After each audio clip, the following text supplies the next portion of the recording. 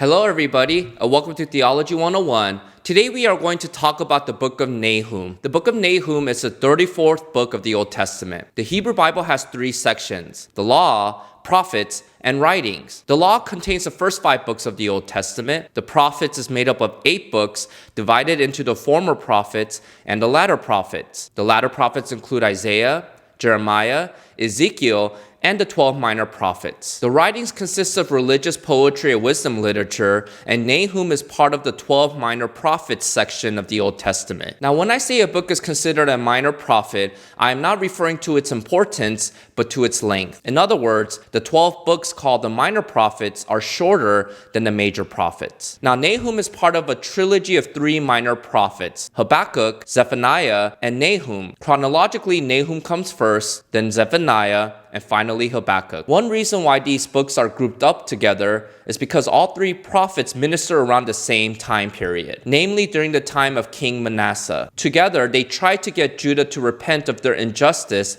and idolatry, but sadly, Judah never changed. This is why you don't see these 3 prophets talk about a future Messiah like other prophets. Instead, they focus on God's coming judgment. However, there was probably a question swirling in the heads of those listening to these 3 prophets. What about the other nations? In fact, Judah's injustice and idolatry happened because they were influenced by the other nations. And this is where Nahum comes onto the scene. He talks about God's coming judgment for Assyria. Nahum is so graphic that many people throughout history often avoided teaching this book. But Nahum's message is actually a message of hope. Why? This book is known as a song of hate, which victims of oppression would sing in hope of judgment on their oppressors. You see, Nahum's message gives hope to Judah because although they were guilty of their own sin, they were still victims of oppression at the hands of the Assyrians. From Nineveh to Nazi Germany, God will end all injustices and oppression. And that message should give hope to all the victims of oppression from every generation. Let me go over the historical backdrop. This book was written after the fall of Thebes, which is the capital of Egypt, in 663 BC. We know this because Nahum chapter 3 verses 8 through 10 comments on the fall of Thebes. We also know that Nahum wrote before the fall of Nineveh, which happened in 612 BC, since Nahum speaks about it as a future event. The fall of Nineveh will be a historical turning point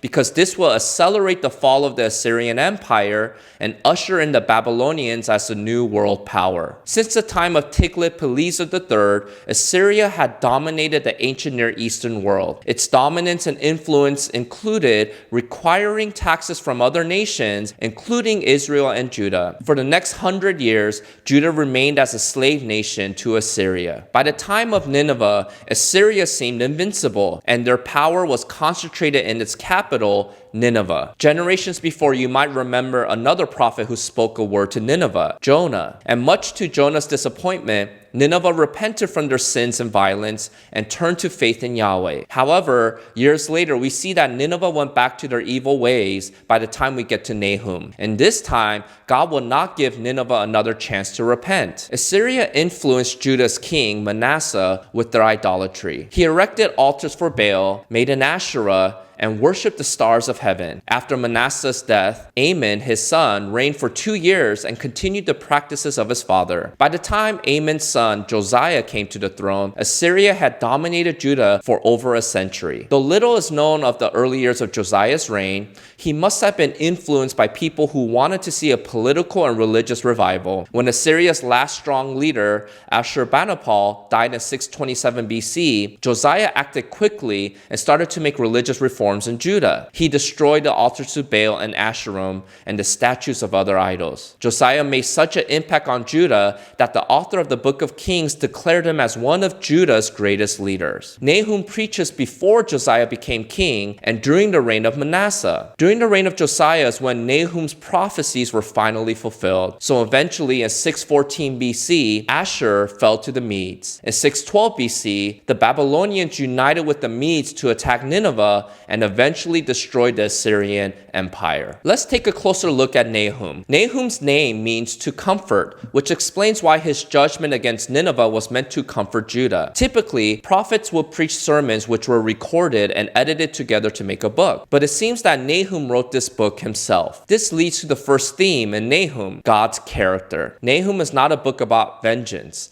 It is a book about God. Nineveh will be judged not because they are Judah's enemies. We know this when God willingly forgave them through Jonah. Instead, God is judging Nineveh because they are enemies of God. Whether it is Judah or Assyria, God is going to judge evil. Why? Because he is a God of justice. He does not just do justice, but it is a part of his nature. He cannot allow injustice and violence to exist in his presence. Like the prophets who came before him, Nahum saw God as having authority to exercise sovereignty over all nations. But Nahum knew he had an uphill battle convincing Judah with such a message. They knew that God has and will punish his own people, but whether he was equally able and willing to punish other nations was unseen by Nahum's audience. So Judah questioned God's justice. If he was truly just, why hasn't he judged the Assyrians? Nahum provides a message that addresses Judah's concerns. All nations who are victims of Assyria obviously wanted to see them destroyed, but no nation had enough power to make this dream come true. So Nahum introduces the only one who has power greater than Assyria, namely God. A second theme of Nahum's message is human character. Nineveh, the head of the Assyrian world-dominating empire, had gone far beyond any acceptable moral boundaries. They treated nations as currency to be bought and sold. Their arrogance, violence, bloodshed, lies, and rejection of God has contributed to their downfall. And Assyria is not unique in their evil. Throughout history, there will always be nations who share the same characteristics as Assyria because human nature is broken, corrupted, and evil because of sin. Therefore, God must judge all evil nations because he is a God of justice and a God of love for his people. Thank you to today's sponsor, On Reverence. They offer a free digital worship music app called Maskill. If you want to find out more, I'll leave some links below in the description box. If you missed the last video about the book of Micah, I'll leave a link here for you to watch. And until next time, see you.